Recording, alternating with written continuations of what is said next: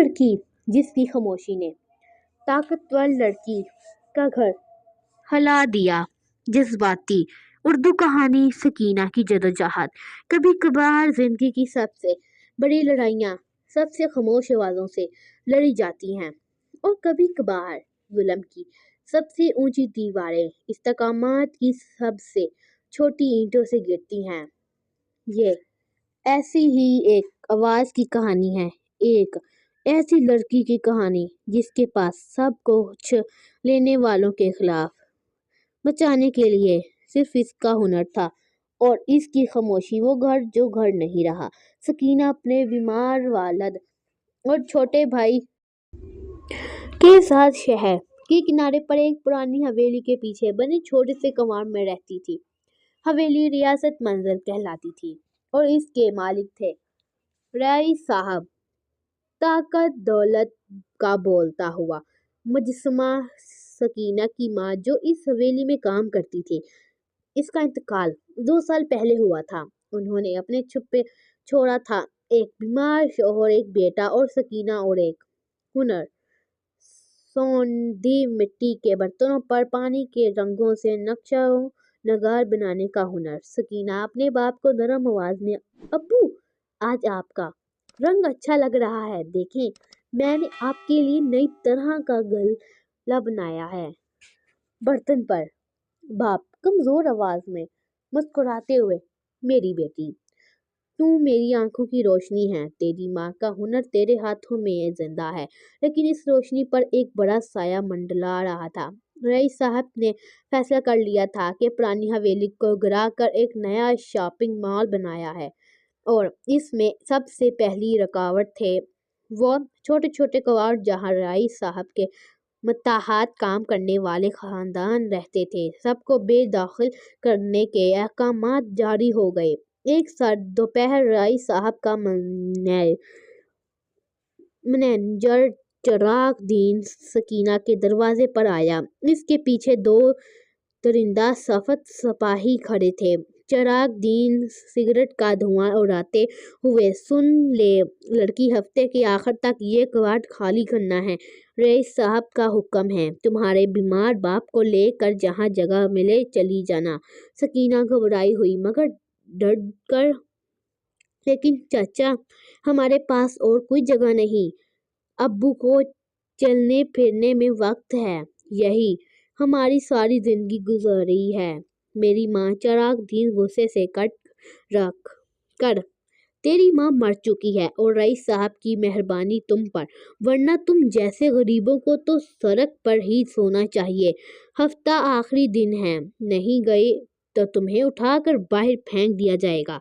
दरवाजा जोर से बंद हुआ। सकीना ने दीवार का सहारा लिया। इसके सामने इसके बीमार बाप की परेशान सूरत थी और इसके छोटे भाई जमील की भूखी नजरें। इसके पास कोई इख्तियार ना था, कोई रास्ता ना था। रईस साहब का रब्त शहर भर में था। पुलिस, अदालतें, अखबारात सब इनके हाथ में थे। वो हुनर जो कहाड़ी बन गया। सकीना रात भर सो न सकी। अपने बाप के बनाए हुए बर्तनों को, जिन पर इसने खुद नक्शे बनाए थे, देखती रही। फिर इसकी नज़र एक खास बर्तन पर पड़ी, एक गोल चेहरा बर्तन जिस पर इसकी माँ ने अपनी आखिरी मर्जी में एक अजीब नक्शा बनाया था। दरख्तों, पहाड़ों और एक नदी का नक्शा, और नीचे कुछ पुरानी रस्मुल ख़ात में लिखे हुए हर्फ। माँ ने कहा था, बेटा ये हमारी विरासत है, ये हमारे गांव का नक्शा है। एक ख्याल इसके जहन में गूंजी। अगली सुबह वो शहर के रिफर्स लाइब्रेरी गई। एक बूढ़े लाइब्रेरी की मदद से इसने इन पुराने हर्फों को पढ़ने की कोशिश की और फिर एक दिन इसका राज खुला। बूढ़ा लाइब्रेरी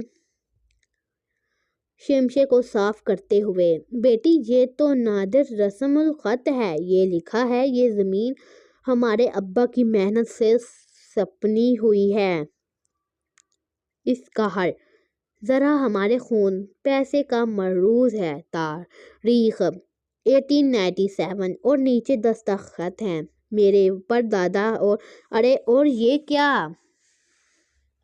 کیا یہ حویلی والی زمین دراصل ان کی اپنی تھی؟ پرانے زمانے میں تحفے میں دی گئی تھی۔ اس نے اپنے گھر کی تمام پرانی چیزوں کی تلاش شروع کر دی۔ ایک ٹوٹے ہوئے صندوق میں اسے ایک اور پرانا کاغذ ملا، زرد خشتہ، اس پر وہی نقشہ اور ایک واضح عبارت میں یہ صفحہ: میرے وفادار ملازم کریم داد اور اس کی اولاد کے نام ہمیشہ کے لیے۔ سکینہ کے ہاتھ کانپنے لگے، لیکن خوشی کے لمحے ہی منہ کے بدل گئے۔ یہ کاغذ قانونی دستاویز نہیں تھا، یہ صرف ایک اخلاقی قرار تھا، اور اب اس زمین پر رئیس صاحب کے پاس نئی جدید دستاویزات تھے۔ وہ کون سی عدالت اس ایک پرانے کاغذ کو مانے گی؟ کون سا وکیل رئیس صاحب جیسے طاقتور شخص کے خلاف لڑے گا؟ خاموشی کا ہتھیار۔ سکینہ نے فیصلہ کیا، وہ نہ لڑے گی، وہ چپ چاپ جائے گی۔ اس نے اپنے باپ کو سمجھایا کہ شاید کوئی اور جگہ مل جائے، لیکن اس کے اندر ایک آگ سلگ رہی تھی۔ اس کی ماں کی محنت، اس کے ابا کا خون، پیسہ، سب بیکار۔ وہ برداشت نہیں کر سکتی تھی۔ پھر اس نے ایک اور راستہ دیکھا۔ وہ کاغذات عدالت میں کام نہ آتے تو شاید وہ لوگوں کے دلوں میں کام آ جائے۔ اس نے اپنا وہ خاص برتن لیا اور اس پر ایک نیا نقشہ بنانا شروع کیا۔ اس نے اپنے ہنر کو اپنا ہتھیار بنا لیا۔ ایک طرف اس نے رئیس صاحب کی جدوجہد، کاغذ اور اسٹیل کی عمارت بنائی، دوسری طرف ایک پرانا جھونپڑی نما گھر جس کے سامنے ایک بوڑھا آدمی بیٹھا ہے، اور درمیان میں ایک مضبوط دیوار۔ لیکن اس دیوار کے نیچے سے، اس جھونپڑی کی بنیادیں سے ہزاروں چھوٹی چھوٹی چیریں نکل کر دیوار کو چیرتی ہوئی اس جدید عمارت کی بنیادوں میں گھس رہی تھیں۔ ہر جڑ پر اس کے ہاتھ کی باریک ترین کڑھائی تھی، ہر جڑ میں محنت، تاریخ اور انصاف کا دخل تھا۔ یہ ایک خاموش مظاہرہ تھا، ایک خاموش چیخ۔ ہفتہ آیا، چراغ دین اور سپاہی دروازہ توڑ کر اندر گھسے۔ سکینہ، اس کا باپ اور بھائی باہر کھڑے تھے، ان کے سامان کو گھسیٹ کر باہر پھینکا جا رہا تھا۔ سکینہ نے ایک لمحے کے لیے آنسو روکے، پھر اس نے اپنا وہ برتن جو وہ اپنے کوٹ میں چھپائے ہوئے تھی باہر نکالا اور اسے ایک ایسی جگہ رکھ دیا جہاں اسے ہر آنے جانے والا دیکھ سکتا تھا۔ چراغ دین چیخ کر، یہ کیا رکھ دیا ہے؟ اٹھا لے یہ گندا برتن! پہلی بار بلند آواز میں، یہ میری دولت ہے، یہ میری تاریخ ہے، آپ اسے بھی نہیں سکتے۔ صاف ستھرے کپڑے، دمنشان چہرہ۔ وہ شہر کا مشہور کار نگار پروفیسر ناصر تھا۔ انہیں پرانی عمارتوں کا شوق تھا اور وہ آخری بار ریاست منزل کی تصویریں لینے آئے تھے۔ ان کی نظر سکینہ کے اس برتن پر پڑی جو سپاہی کے ہاتھ میں تھا۔ پروفیسر ناصر حیران ہو کر، رکو، یہ کیا ہے؟ انہوں نے برتن سپاہی کے ہاتھوں سے لے لیا۔ ان کی آنکھیں اس پر بنے نقشے پر گری رہیں۔ وہ پیچیدہ کاری درد اور پیغام کو فوراً پڑھ گئے۔ پروفیسر ناصر سکینہ کی طرف مڑ کر، بیٹی، یہ تم نے بنایا ہے؟ سکینہ نے ہاں میں سر ہلایا۔ پروفیسر ناصر، یہ صرف آرٹ نہیں، یہ تو ایک دستاویز ہے، ایک تاریخی بیانیہ کہ یہ کہاں سے آیا۔ سکینہ نے ساری کہانی سنائی، اپنی ماں کا ہنر، پرانے کاغذات، رئیس صاحب کا ظلم۔ پروفیسر ناصر خاموش ہو کر سنتے رہے، ان کی آنکھوں میں آگ لگ گئی۔ پروفیسر ناصر، تمہارا نام کیا ہے بیٹی؟ سکینہ۔ سکینہ، کیا تم پر برتن مجھے دے سکتی ہو؟ میں اسے اپنی اگلی نمائش میں لگانا چاہتا ہوں، تمہارے نام کے ساتھ اور اس کی پوری کہانی کے ساتھ۔ چراغ دین یہ سب دیکھ رہا تھا۔ وہ قہقہہ لگا کر بولا، ارے صاحب، یہ ایک غریب لڑکی کا کھلونا ہے، آپ ایسی فضول باتوں میں پڑتے ہیں، چلو کام جاری رکھو۔ پروفیسر ناصر ٹھنڈی آواز میں، تم اپنا کام جاری رکھو اور میں اپنا۔ اس نے برتن سنبھالا، سکینہ کو اپنا کارڈ دیا اور चला गया। नुमाइश। प्रोफेसर नासिर की नुमाइश का उन्वान था खामोश आवाजें तारीख, जिन्हें भला भी शहर के सबसे बड़े आर्ट गैलरी में थी। हर तरफ शहर के नमूर लोग, धनवार मीडिया। मरकजी दीवार पर एक शीशे के केस में सकीना का वो बर्तन रखा गया था। इसके नीचे एक बड़ा बोर्ड था जिस पर पूरी कहानी दर्ज थी। रियासत मंजर की बुनियादों में दबी हुई वरासत सकीना का जिताई। लोग इसके सामने खड़े होकर दंग रह जाते। किसी की ने फनकारी देखी, किसी ने दर्द और किसी ने उसमें छुपा हुआ ताकतवर सियासी पैगाम। कैमरे पीछे उन्होंने अपने रब्ते इस्तेमाल करने की शुरू की, लेकिन प्रोफेसर नासिर का असर भी कम न था। और अब ये मामला सिर्फ एक मकान तक महदूद नहीं रहा था। ये एक आर्टिस्ट के इजहार की आज़ादी और तारीखी इंसाफ का मामला बन चुका था। सोशल मीडिया पर एक हैशटैग चल निकला, सकीना की विरासत। लोग सवाल करने लगे, क्या वाकई रियाज साहिब ने एक गरीब खानदान की जमीन हथिया ली है? क्या तारीख को मिटाने का हक किसी के पास है? दबाव पड़ने लगे। इंसाफ का पुराना रास्ता। रईस साहिब ने एक प्रेस कॉन्फ्रेंस बुलाई। वो बड़े पुरअमदाद थे। रईस साहब माइक पर, ये सब एक साजिश है। एक गरीब लड़की को बहका कर मेरी शरीयत खराब करने की कोशिश। मेरे पास हर कानूनी दस्तावेज है। ये पुराने कागजात कुछ नहीं, महाज जली है।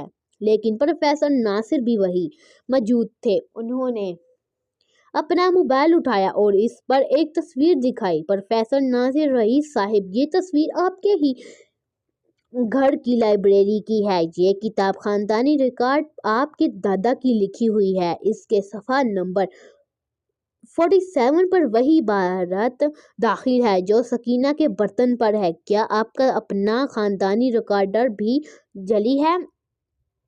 पूरे हाल में सन्नाटा छा गया। रईस साहब का चेहरा उतर गया।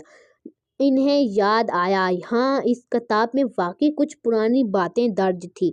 उन्होंने कभी गौर नहीं किया था। मामला अदालत पहुंचा, लेकिन अब अदालत के सामने सिर्फ कागजात नहीं थे, सामने थी अवामी राय। सामने था एक फनकार का ताकतवर अजतब। सामने थी एक लड़की की खामोश लेकिन नकाब शख्सियत। हिम्मत जम साहिब ने तारीखी रिकॉर्ड और जदीद कानून का जायजा लिया। फैसला आया, ये जमीन तारीखी तौर पर दीवार खानदान के खानदान से ताल्लुक रखती थी। अगरचे जदीद मालिकाना हकूक मौजूदा मालिक के पास है, ताहम अखलाकी और इंसान बुनियादों पर और राइश के हक को मद्देनजर रखते हुए फैसला दिया जाता है कि सकीना और इसका खानदान ऐसी कोर्ट में रहने का हक रखता है। रईस साहब का शॉपिंग मॉल का मंसूबा इस कोर्ट को छोड़कर जारी रह सकता है। 3. सकीना के खानदान को कोर्ट की बजाय के लिए मस्तूर मुआवजा दिया जाए। यह पूरी जीत नहीं थी। जमीन पूरी वापस नहीं मिली, लेकिन घर बच गया था, इज्जत बच गई थी, हक की आवाज को तस्लीम कर लिया गया था। खामोशी का तूफान। सकीना अपने बजाल हुए घर के दरवाजे पर खड़ी थी। प्रोफेसर नासिर इसे छोड़ने आए थे। प्रोफेसर नासिर, सकीना, तुमने सिर्फ अपना घर नहीं बचाया, तुमने अब सबको ये हक सबक दिया है कि ताकत हमेशा दौलत या रब्ते में नहीं होती। बाज़ औक़ात ताल्लुक एक खामोश हुनर में होती है, एक सच्चाई में होती है। सकीना मुस्कुराते हुए आंसुओं के साथ, शुक्रिया सर, मेरे पास बोलने के लिए लफ्ज़ नहीं थे। मेरे पास सिर्फ ये बर्तन था और मेरी माँ का हुनर। प्रोफेसर नासिर, और तुमने वही हथियार इस्तेमाल किया जो तुम्हारे पास था। याद रखना देव, दुनिया हमेशा चलने वालों की नहीं सुनती, लेकिन वो ज़रूर सुनती है इनकी जो सच्चाई और हुस्न के साथ बोलते हैं। राई साहब की तरफ से कोई माफ़ी नहीं आई, क्यों? कोई पछतावा नहीं था, लेकिन इसकी ताकत का राइब टूट चुका था। पूरा शहर जानता था कि इसकी इमारत की बुनियाद में एक गरीब लड़की की वसारत दबी हुई है, और ये कहानी हमेशा इस इमारत से जुड़ी रहेगी। सकीना ने अपना काम जारी रखा। इसने एक छोटी सी विरासत खोली है, माँ की विरासत, मिट्टी और रंग। वो दूसरी लड़कियों को सिखाने लगी। इसकी कहानी ने सबको ताकत दी। आखिरी मंजर, सकीना अपने बाप के साथ बैठी है, जो अब कुछ बेहतर महसूस कर रहे हैं थे। वो एक नए बर्तन पर नक्शा बनाने के बारे में सोच रही थी। इस बार वो नक्शा बनाएगी उम्मीद का, जद्दोजहद का, और इस खामोश ताकत का जो हर आम इंसान के अंदर होती है। आखिरी सबक देखा आपने, सकीना के पास ना वकील थे, ना पैसा, ना सियासी रब्ते। इसके पास सिर्फ था सच्चाई का एक पुराना टुकड़ा और अपनी माँ से मिले हुनर का एक जरिया। इसने चिल्लाना नहीं चुना, इसने सबूत नहीं गंवाए, इसने अपने हुनर को अपनी आवाज़ बना लिया, और ये आवाज़, ये खामोश आवाज़ ताकतवर की दीवारों तक पहुंच गई। हम में से हर एक के पास कोई ना कोई हुनर है, कोई ना कोई सच्चाई है। मसला ये है कि हम इसे छोटा समझते हैं। हम इंतज़ार करते हैं कि कोई हमें बड़ा हथियार दे, लेकिन ज़िंदगी की सबसे बड़ी लड़ाइयाँ वही हथियार जीतते हैं जो हमारे अपने हाथों में होते हैं।